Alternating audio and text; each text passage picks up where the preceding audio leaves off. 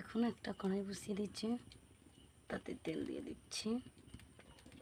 তেলটা গরম হয়ে গেছে, ওতে দিয়ে দেবো কালো জিরে,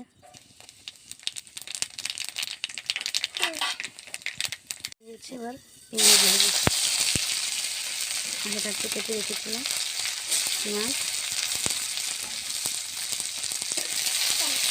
ভাজা হয়ে গেছে। এবার আগে থাকতে কুটে রাখা বৈতাল আর আলু দিয়ে দেবো।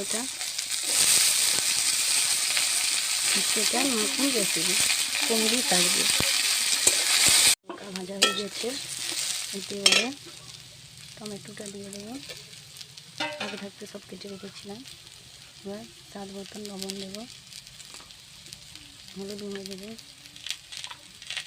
লঙ্কা গুঁড়ো দেবো, দিয়ে এটাকে ভালো করে নিয়ে নেবো। হয়ে যাচ্ছে টমেটো আর দিয়ে নিয়ে নিয়েছি।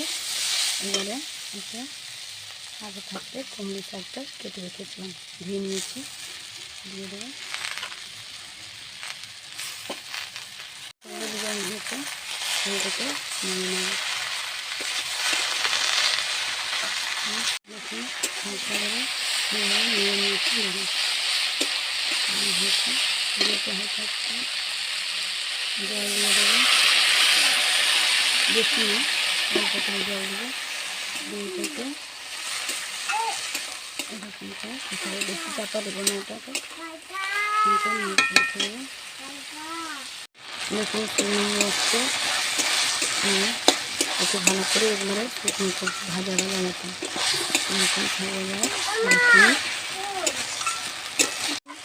একবারে ভাজা হয়ে গেছে।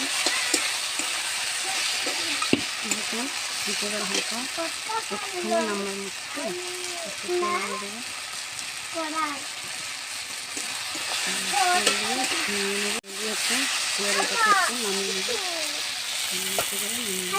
দেখুন বন্ধুরা ভেজে নিয়েছি তার কাঁচিতে করে।